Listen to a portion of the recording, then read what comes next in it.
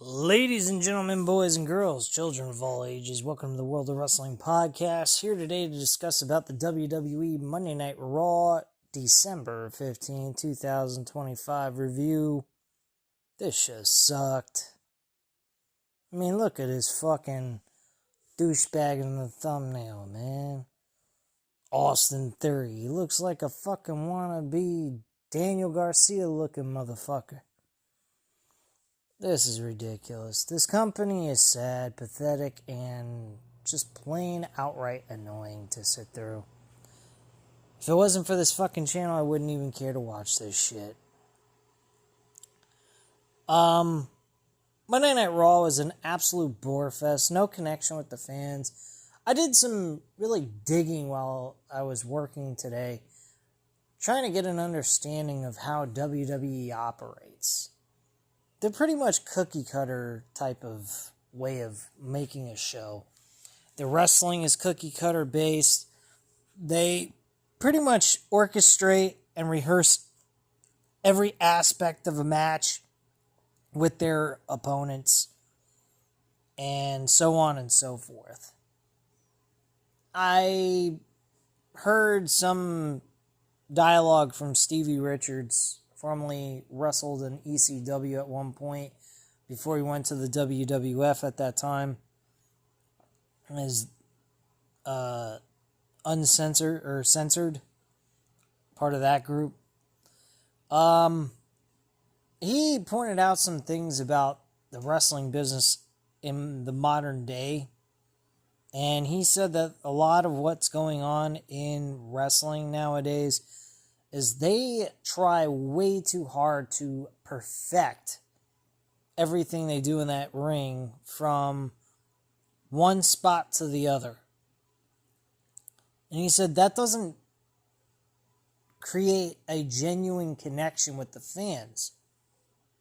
It's just more along the lines of worrying about doing your spot, but not worrying about getting a genuine reaction from the audience.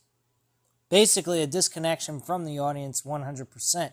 And I would have to agree with that because of the fact the way pro wrestling has been for the last 10 plus years. I would have to say WWE does not care about connection with their audience at all. And you can clearly see that. Unless Triple H is trying to play a character, an evil a villain type like character on the show in a suit and tie like Vince McMahon, I don't know why he would be sitting here mocking and making fun of the audience after Saturday night's main event in the post show. I really don't. He went ahead, he had people booing in the background saying, you fucked up. And he turns around and he says, oh, I'm really surprised. I'd figure you guys would be a little bit louder. As if to say they weren't unappeased enough. And making fun of how loud they were. He wanted them to be even louder. Like as if this was not a big deal. They're overreacting for nothing. Which is probably his reaction genuinely. I personally did not care for the John Cena tap out. I think it was very it was John Cena and Triple H's way of saying fuck you. With a smile on their face and a tap out. Here's 20 plus years built of John Cena. And now we're just going to throw it all away by him tapping out. Now, I can understand if he tapped out in the first 2 years of his career in 2003 and 2004. He was just starting out. He was just starting to get noticed. And he was doing his thing. And he was a doctor of thugonomics. He wasn't the never give up slogan. He didn't have that yet in his gimmick. Had he remained the doctor of thugonomics the entire time of his career, and he portrayed that role, he would have not gotten the same kind of reaction, in my personal opinion. People are reacting because his slogan, his gimmick was never giving up, overcoming the odds. Now, granted, not every time did he lose, not every time he had a match did he win. He lost matches and so forth, but no one has ever really made him give up. Now, people have a problem with that. Some people don't. Some people think it's fine. I'm in the camp of I don't think it's okay. I don't think it was okay for him to tap out. It's one thing to have him just say, my pride is too much. I'm not giving up. You're going to have to kill me. So, Gunther would have just killed him and put him to sleep. And he could just have that same smile and like a person laying on its deathbed, they pass away. They close their eyes and they go to sleep. That's it. Done. Career over. I don't think people would have been upset with that had he ended up like that. But to have him go out tapping with a smile on his face, that and then the look on his face was just an absolute utter smirk. He had an angry look, like, just get the fuck off of me already. I don't think he really wanted to do any of this. I don't think John Cena cared about doing this shit. I think he just did it as a way of a going out party type of thing. But he just wanted to get it over and done with. He didn't give a fuck how they wanted to do it. Just do it the way you want. Let's get this fucking shit over with and let me go on my merry way. Give me my money and let me go. I got more fish to fry than worrying about this shit. I don't think John Cena cares for pro wrestling, honestly.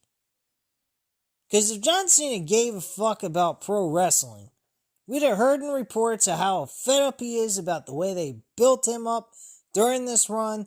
You would have heard him saying shit in interviews how he wasn't happy with some of the decisions they made. You would have heard him not say, I don't care. He did say that a lot. He doesn't care. That's the true reality of John Cena. He don't give a fuck about this shit. This shit is way behind him. He don't give a flying crap. He's got a new career where he doesn't have to throw his body around. And at this point in time in his career, the way he looks and the way he walks, he don't look like he's in the best of shape anyway. He's hunched over, walking in an abnormal way, and he looks pretty banged up. More than what we ever thought he was. I thought he was perfectly fine. I didn't figure he would end up like that. But he is. He is like that. He walks very funky now. He doesn't walk the same that he used to. So, it is what it is. Now we move into the next day, the 2 days after this. We get Gunther kickstarting the show. He comes in, he's being booed out the fucking building as expected. He's not getting... I felt like it was... The loud reaction, the boos... I don't know, man. He didn't get as high elevated boos as like a Dominic Mysterio's gotten in the past, but... I mean, I did hear that Hershey, Pennsylvania had another show being pre-taped for SmackDown, I think for this Friday. So they kind of had 2 hours worth of content to sit through and watch in person. So I kind of get maybe that was the reason why they weren't as loud as they would be for Gunther as they would be if it was just a normal show and SmackDown was being aired live, but maybe that's the reason why. But I will say this. Gunther did not say anything important. He walked in the ring. Every time he put a microphone to his mouth, the fans would boo him out the fucking building. Couldn't really speak over them because they were booing him. And finally got an opportunity to do so. And he said, what do you guys want? I went in, I said I was going to make him tap out, and I did. And he tapped out like a little bitch. And that's all he had to say. He walks away, gets out of the ring, comes back to the ring, gets back in the ring, climbs up the turnbuckles, and poses in front of the fans. Fans boo him out of the building some more. Leaves the ring, gets back towards the announcer's table, grabs a microphone, stands on top of the announcer's table, and says, I, Gunther, went ahead and made John Cena tap out like a little bitch. And maybe a few extra words that were thrown in there. That was it. This is what we had Gunther do. What the fuck is this? What in the blood hell is this shit? Then we had a line of people, like as if they were waiting at Starbucks for their coffee. And he's walking in the hallway, and they actually have a cameraman following backstage, which I thought was pretty nice. That was a nice little tidbit that they did. He's walking backstage, and there's a line of fucking people like they're waiting at a Starbucks for their fucking coffee. And he's sitting there, he's walking past them, and he goes, "You like what you did?" He goes, "Yeah, I did." And then he bumps into R-Truth, and R-Truth says, "You're trash." Starts smiling, walks away from him, and then bumps him to Adam Pearce. And he says, Adam Pearce asks him, "Are you happy with yourself?" And he says, "Yeah, I am. I won my match. And I did what I was supposed to do. I beat the GOAT." And he said, "No, you're just pushing the envelope a little too much. The truth of the matter is, you're not being, what was the terminology? He said something about being let me pull this up real quick to get the exact words of what Adam Pearce said to him. Said something in the lines of, you're being an asshole, but there was something else that he said after that.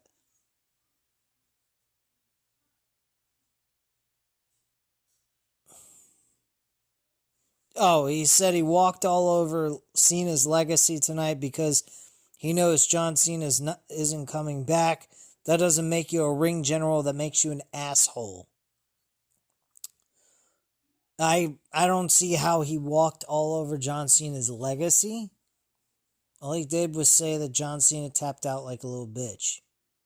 That's walking on his legacy? That's exactly what he did. He tapped out.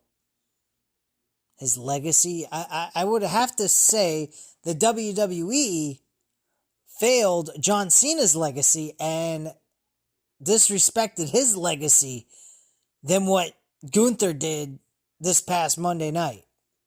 Last night. He didn't do anything that was terrible. He just said he made him tap out like a little bitch. How's that disrespecting John Cena's legacy? John Cena tapped out. His legacy was not tapping out, not giving up. He gave up. He tapped out with a smile on his face. He was happy to just give up. Are you fucking kidding me? It's one thing to make the man smile as he's going to sleep, realizing he's done everything he could do, and then just pass out from the chokehold, still going out with pride, saying, "I don't give up," and just lose by a submission. They couldn't go that route. But they say what Gunther did last night was tarnishing John Cena's legacy. Let me get the exact quote again.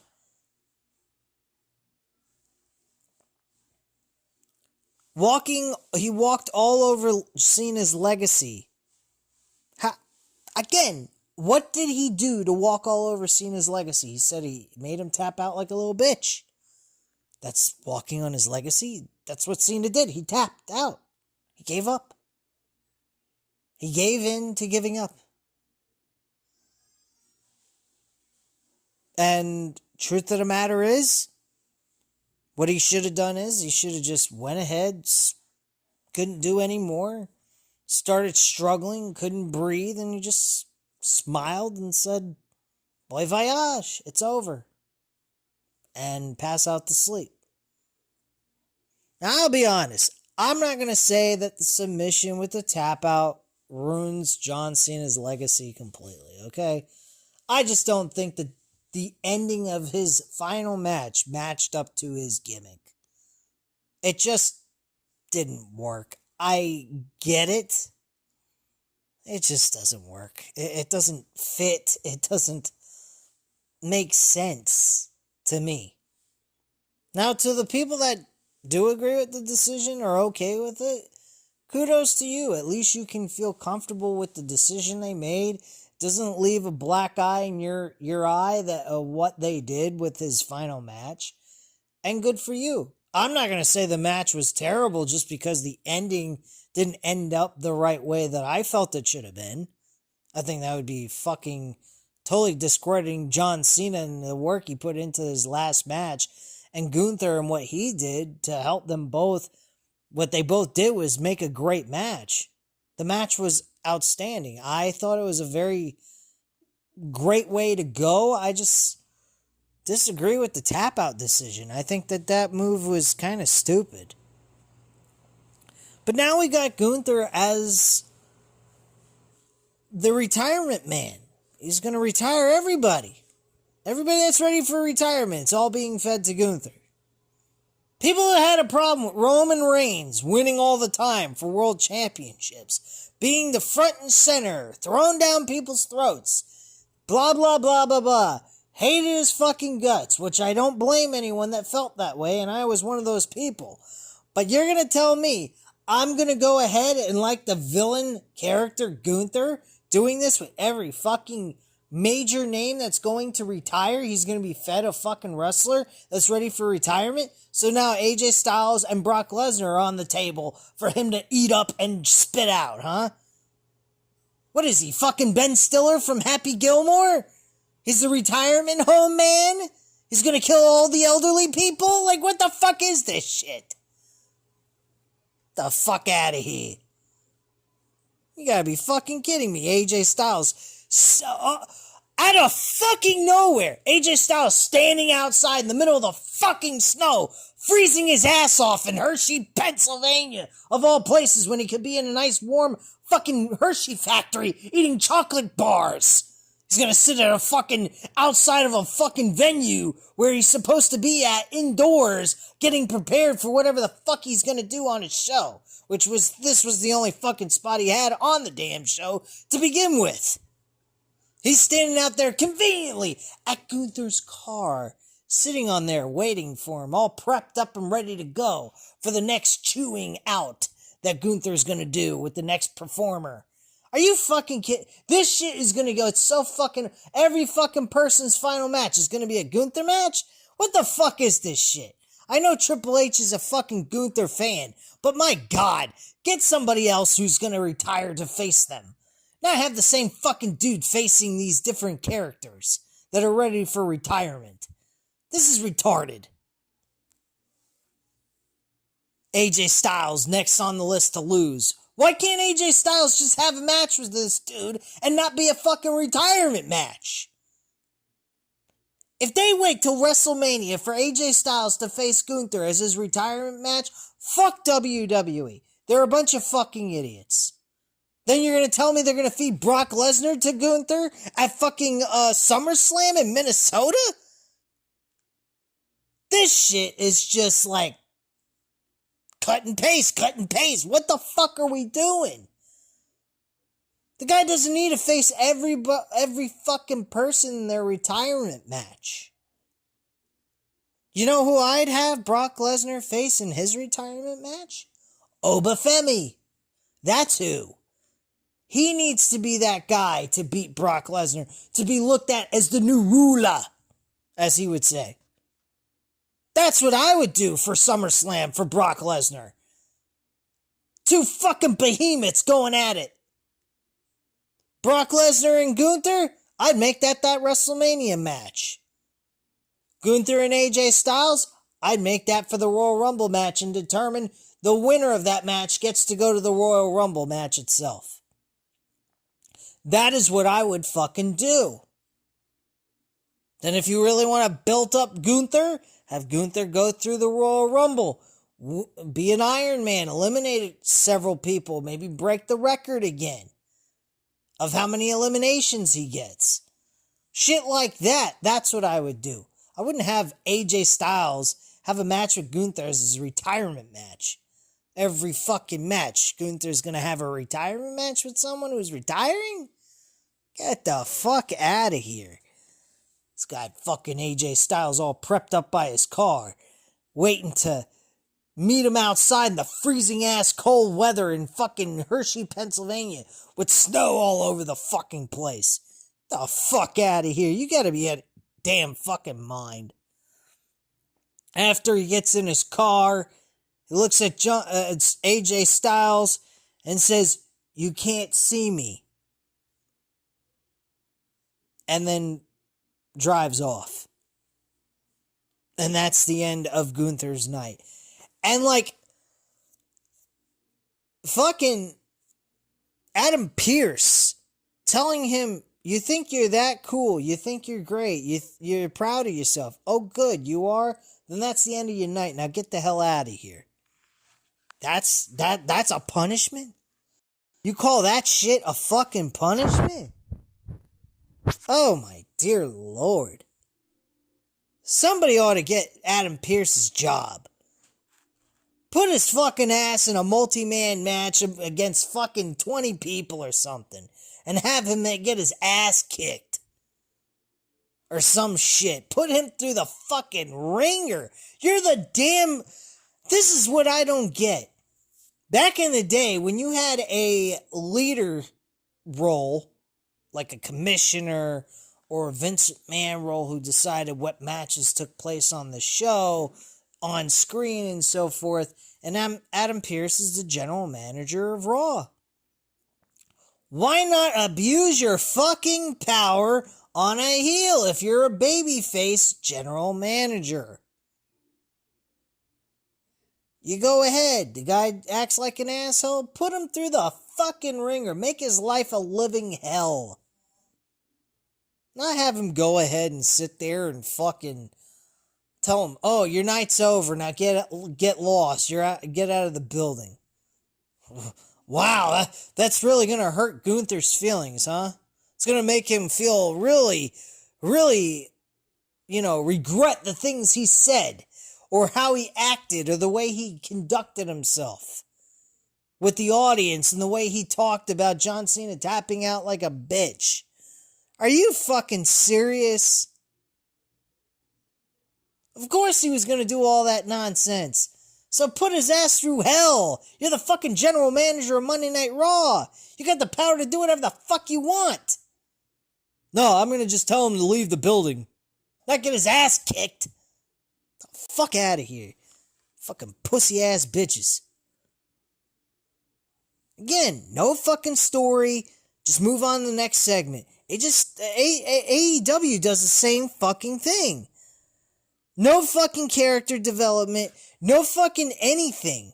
No logic. The guy stands there. You feel like he's being disrespectful.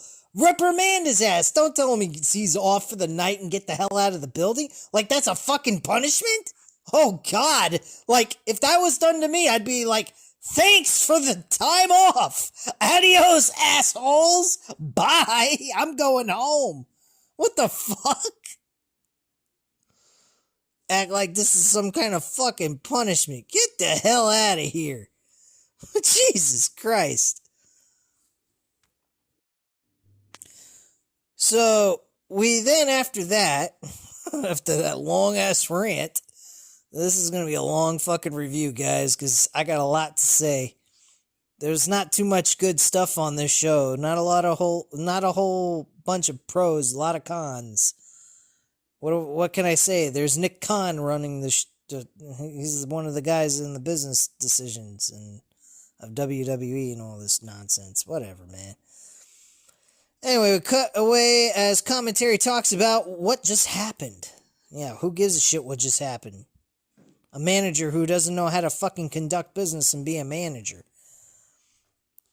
Superstar arrivals include some of the women involved in the two big title matches for the night. Talking about the arrivals to the show, blah, blah, blah. Who gives a fuck? Showing arrivals of wrestlers. That shit's getting old. Move on to something else. Get some pyro for the fucking opener of the show. Why don't you? We get a video package. The Usos are back in tag team division, setting their eyes on the New Day as they put the division on notice. Oh boy. We return to ringside where the Usos enter through the crowd and blah blah blah. The Usos end up winning this match, obviously. If anyone thought they were going to lose, they're fucking idiots. That's all I have to say on that subject. Match was absolutely boring. Didn't fucking care about this matchup. We've seen this match happen 1,000 times over again. Granted, it hasn't happened in a couple of years. But again, who gives a fuck? The New Day ain't the same New Day. They are not being pushed as a tag team that's successful. Hell, they're lucky they're even aired on the fucking show. And personally, they're by far the worst New Day I've ever seen them be. This is absolute trash, what the New Day have been doing. And, the Usos end up winning with the 1D and getting the W on Kingston. That's it. Match actually went 20 minutes. We filled up all that time for this fucking match for the 1,000th time to happen, and no one gave a fuck. We get a replay of the finish before cutting away. Big whoop-de-doo. Get a video package of the Kabuki Warriors addressing Io Sky, betraying them by aligning with Rhea Ripley. Oh my god. Promising she will know nothing but pain. They promised to beat the pair to retain their tag team titles on January 5th.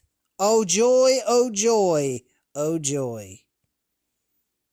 God almighty. Ever since these AEW women's tag team titles came into existence, the fucking women's tag team titles are front and center on television.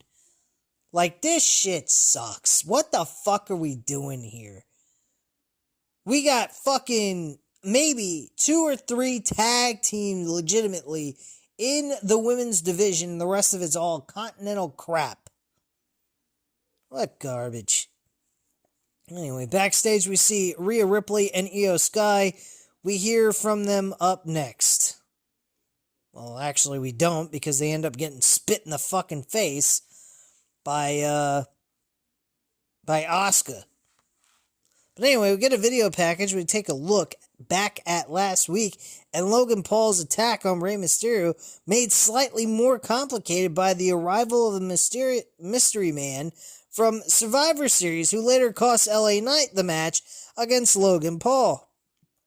Vision beat down on LA Knight post-match all the way to the backstage area where they set up for a tsunami on the top of a car. Backstage, the Vision talk about taking LA Knight out before turning their attention to CM Punk. Mentions of the Masked Man led to Paul Heyman addressing it, admitting he'll take the help though. He doesn't know who it is really. Braun Breaker pulls Heyman aside to talk about taking out Punk. But Heyman points out he is 21 days in before Breaker can beat Punk for the World Heavyweight Championship.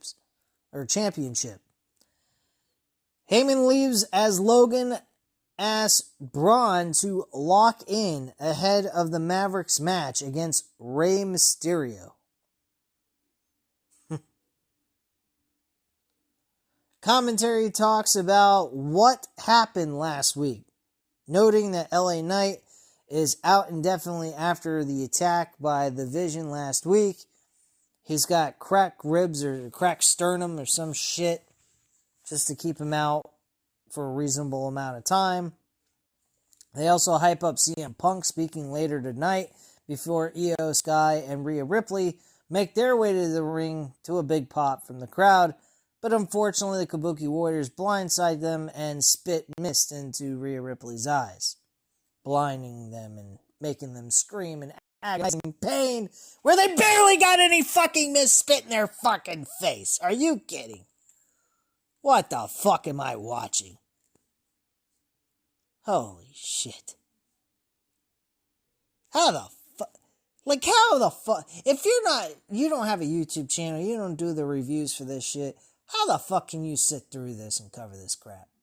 Really? You gotta have you gotta find a life. This shit sucks. You wanna be hopeful from a distance. Fucking check the results online. Stop wasting 2-3 hours of your fucking life watching this shit. Maybe then they'll get the fucking message that people are fed up with their fucking garbage shit once and for all. I mean, someone can come up to me and say, well, why don't you cover something else on your channel instead of covering WWE and AEW stuff? Well, I've already cut AEW out of the fucking mix. I haven't covered AEW in almost a month now. What am I going to do? Cut WWE out of the mix too? What the fuck do I cover on a channel that's called World of Wrestling? Indie shit that I don't have a fucking clue or know anything of the characters? Like, come on, nobody's gonna even fucking watch it. Nobody cares about those indie promotions. GCW, get the fuck out of here. They're like a lowbrow version of ECW without any care in the world for their own workers.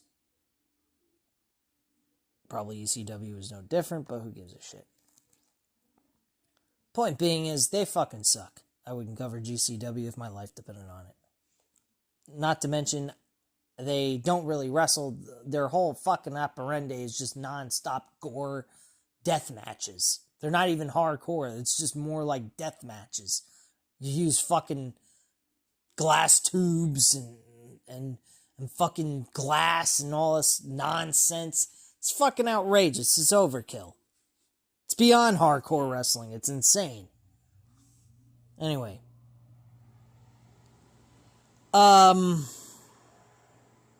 So yeah, they go to a commercial break. They come back.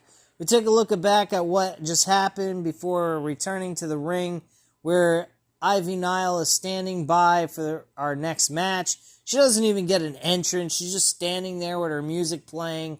They went to a commercial break, so the fans never got to see her fucking entrance from home. The fans in the arena got to see it, but not anyone at home got to see it. And the Women's IC Championship match was underway. Maxine Dupree defended the title against Ivy Nile. I don't think that this match was terrible by any means, but it had its mishaps, its mistakes. It also had a very bland crowd who didn't seem to give a flying fuck, and I can't really blame them when the fact is we have not seen Ivy Nile on wrestling to actually wrestle since June of this year. I don't even think she's won a match since June. She hasn't done shit, but she's getting a women's championship match. For the IC championship, I should say. Maxine Dupree ends up winning the match, though, by submission, and making her tap out. Goodbye, Ivy Nile. You tapped out to a woman who, her talent level is nowhere near yours, and yet you creatively, they decide, let's make her tap out. Keep up the good work, Trips. You're doing great. We get a video package looking back at the undercard of Saturday night's main event, which was focused on celebrating the present and future of WWE. Yeah. Sure. What did we have? Obafemi get more fucked than John Cena could ever have. He ends up not even getting a determination of the match.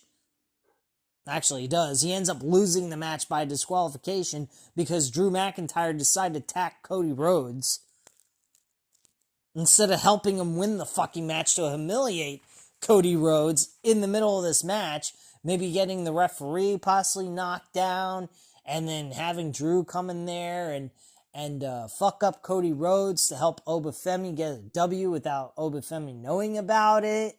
We couldn't do anything like that.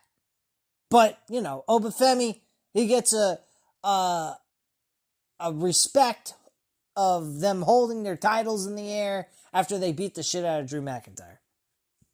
The fuck? Get out of here. Backstage, Adam Pearce talks up about Javon Evans and his efforts at Saturday night's main event before El Grande Americano and his amazing amigos interrupt to talk smack in Spanish. And Evans won't stand for the Americano talking crazy about NXT or himself, and this gives Pearce an idea to book a match for next week. Apparently, Javon Evans is heading up to the main roster. Or at least they're kind of slowly moving him to the main roster anyway.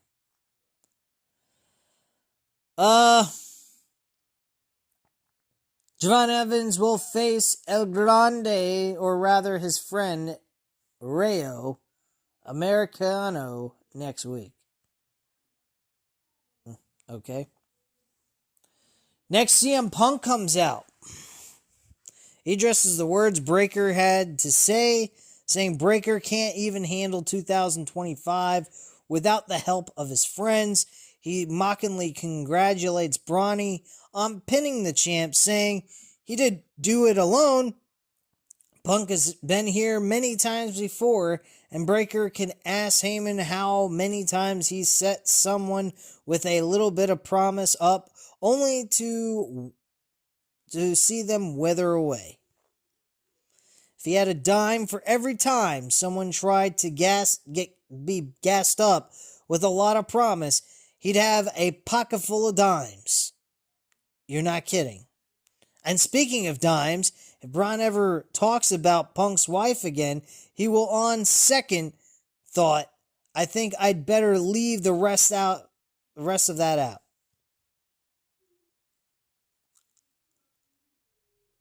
Actually, he goes ahead and he states that he'll gouge his eyes out and then piss in his beneath a double-digit IQ brain. That's what he really said. This person from WrestleView felt it was not appropriate to write in his report of what happened on the show, of course. Anyway, Punk tells Breaker to bring all the help he can get, including his dumb father and his dumb brother Scott, because he will need it going up against Punk on January 5th. He will take out the YouTube scammer, and that leaves Dumb and Dumber. And all the Steiner math in the world won't matter because the GTS means 1, 2, 3, and still champion of the world, the best in the world, CM Punk. And he drops the microphone and his music hits. Fucking love that. That was one of the plus of the entire night. That was a fucking awesome segment. And about the only thing that was noteworthy or anything to fucking care about on this godforsaken show. Next, Judgment Days talks about JD McDonough being on the shelf.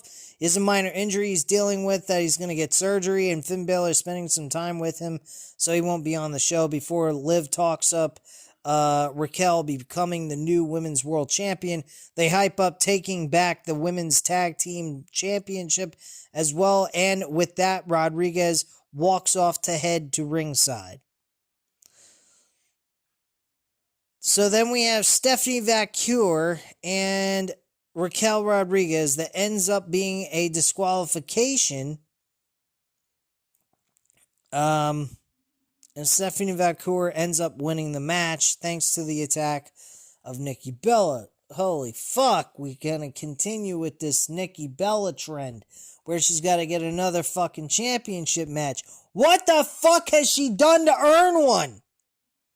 Would someone please tell me this? In the comments, please tell me. What the fuck has Nikki Bella earned? To me, she hasn't earned shit. Just walking around calling herself a fucking legend of the women's division? Are you fucking serious right now? When I think of a women's revolution, who started that? That's Trish Stratus and Lita. Two gorgeous looking women who turn themselves into fucking good professional wrestlers. This woman wants to come on here and say, oh, I'm a legend in the women's division. No, the fuck you aren't. You're just some twin sister with big ass tits and a fucking big ass. That's it. That the higher ups enjoyed and pushed as the main event of the women's division. This woman ain't no fucking Becky Lynch. She ain't no Charlotte Flair. Shit, she ain't even fucking Nia Jax. I'll take a Nia Jax over a fucking Nikki Bella every fucking time. Are you kidding? This is garbage. You're gonna tell me, oh, Nikki Bella's a legend. You're gonna respect the fuck you. You ain't no fucking legend. You ain't shit. Go back to doing your reality TV shows. Go back to finding another man to get married to and share a life with him and shut the fuck up. Get off my TV. Get the hell out of here. Jesus Christ. Kel Rodriguez gets fucked over in a match that I felt personally she should have won. And won the fucking world championship. But if they want to save her win for the world title at a pay-per-view event like the Royal Rumble, fine by me. I'm perfectly fine with that. Because I feel there's a story that can be built with Raquel Rodriguez being the world champion within the Judgment Day leading into a WrestleMania match. And I believe Liv Morgan's winning that Royal Rumble, number one. And number two, I'd have Liv Morgan face Raquel Rodriguez one-on-one and destroy the Judgment Day from within. That's what I'd do. Because the Judgment Day needs to go. Their Judgment Day has come and went. They're finished. They suck. They're shit. I literally cannot get behind this shit no more. We need to see Dominic Mysterio and Liv Morgan destroy the Judgment Day from within and just go out on their own together and do their own fucking thing. I love the chemistry of Dominic Mysterio and Liv Morgan. I think they're great together. If you didn't tell me Dominic Mysterio was married, I think that they were together. In reality, I would think that they were actually in a relationship because they're fucking great together in this role. I mean, they're fucking fantastic.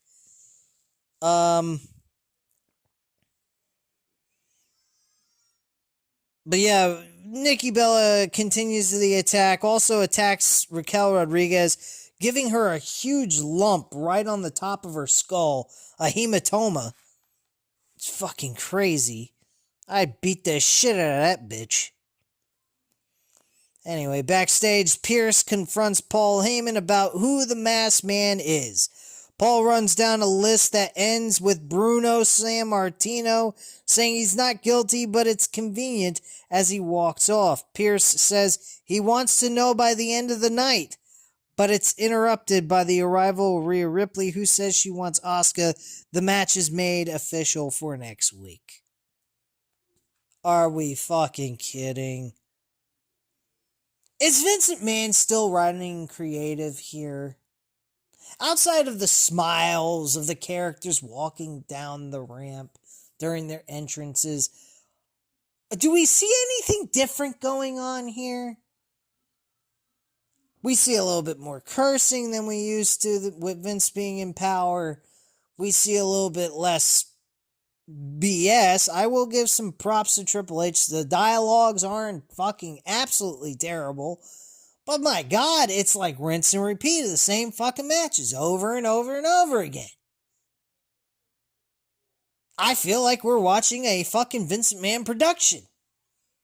With just Paul Levesque's name written all over it.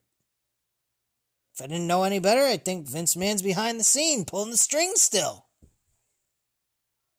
Just with a little tad of, Let's throw some adult dialogue in there. That's it. I mean, I don't know, man. This is just shit. This company is absolute fucking shit. That's all there is to say. Anyway, elsewhere, Rey Mysterio talks to CM Punk on his way to ringside. Punk tells Rey that to punch Logan in the face, something Rey looks to do when he faces the Maverick in the main event. And that is the match that comes up next. Punk says he has his back and he will be there. He asks Rey Mysterio if he would be okay with that, and Rey says absolutely and gives Rey a hug. We're watching CM Punk and Rey Mysterio hugging each other? What the fuck is this shit? You got two grown men hugging each other. Why? These are men. These aren't women. The women can do that because they're, more feminine. They're more affectionate and whatnot, which is understandable. But two grown-ass men with testosterone? Come on. Get the fuck out of here. I don't hug dudes. Never. I will never hug a dude at all. The only person I've ever hugged that was a male is my own father. That is the only person I ever hugged in my life. I don't hug my father-in-law. I don't hug practically nobody outside of my wife. Get the fuck out of here with that bullshit. Hugging CM Punk and Rey Mysterio hugging each other. What the fuck? Get out of here. Hugging each other. What kind of crap have I ended up watching, man? We went from 2024 WrestleMania 40 having a great build going towards that. They made a small hiccup mistake. They revised the issue and reverted back to their original plans, kind of turning it into a better fucking outcome. And then on top of it, we move into 2025. 2024 was pretty good, storyline-wise and pretty much everything. And then we move into 2025, and it's right back to Vince McMahon way of doing things. Week-to-week booking. Shitty fucking television. Nothing to be talked about. Nothing important going on the show. Like, what the fuck is this?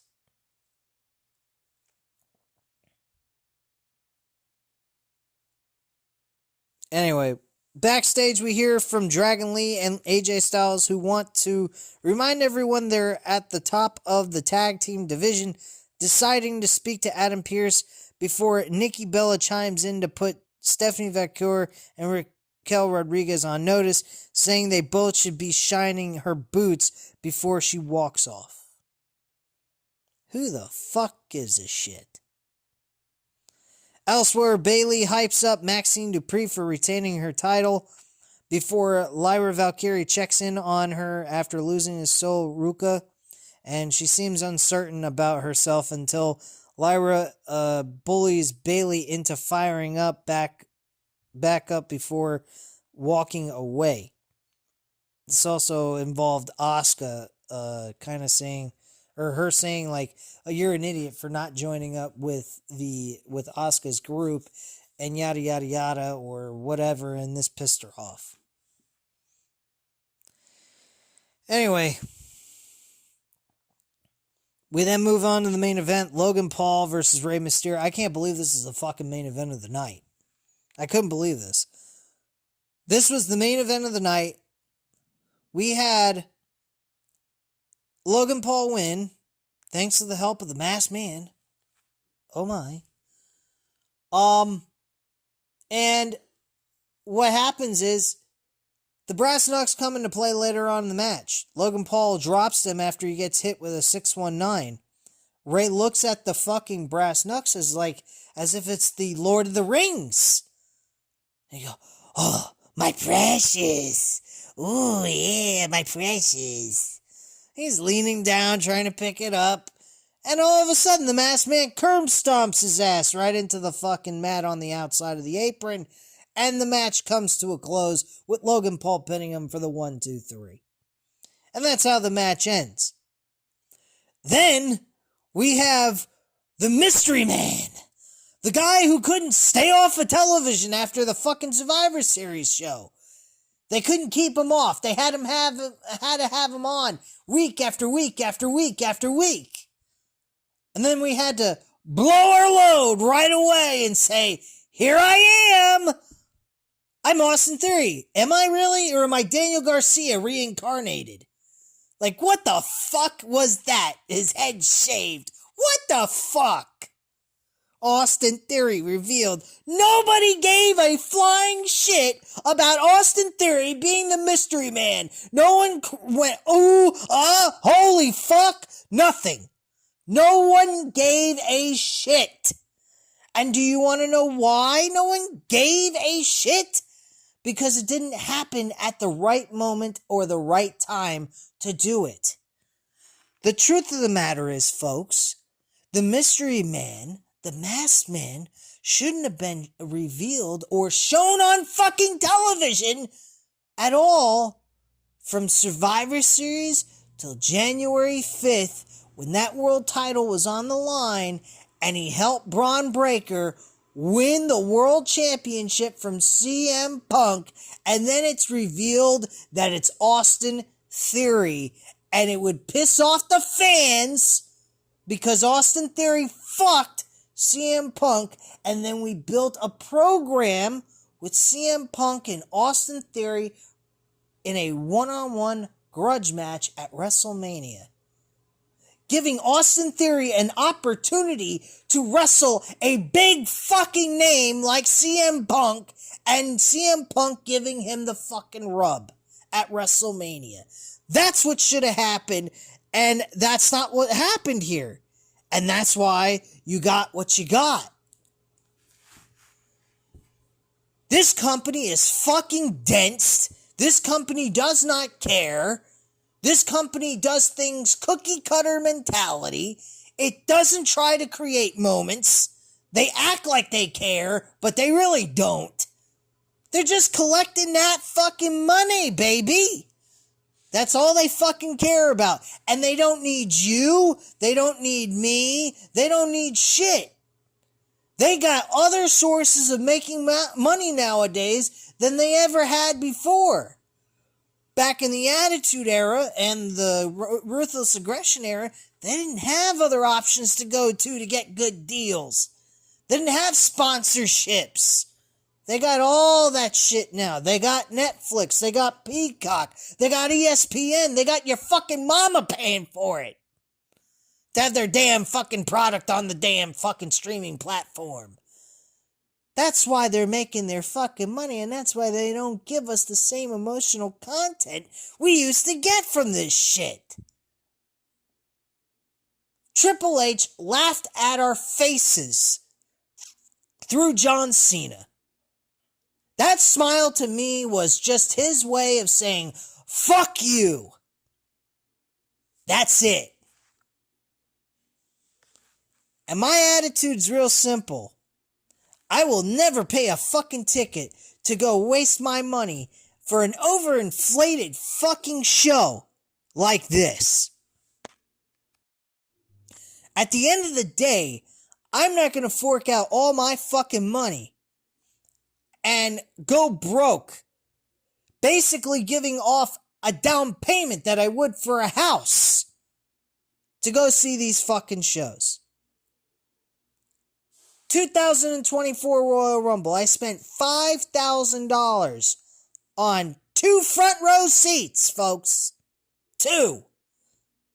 That means it was $2,500 a piece at the fucking Royal Rumble in a baseball stadium.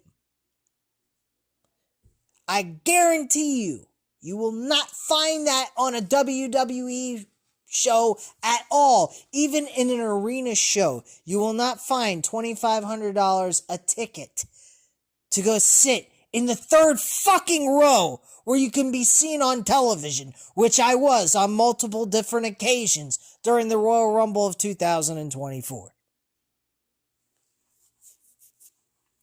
These people gotta be out of their fucking minds.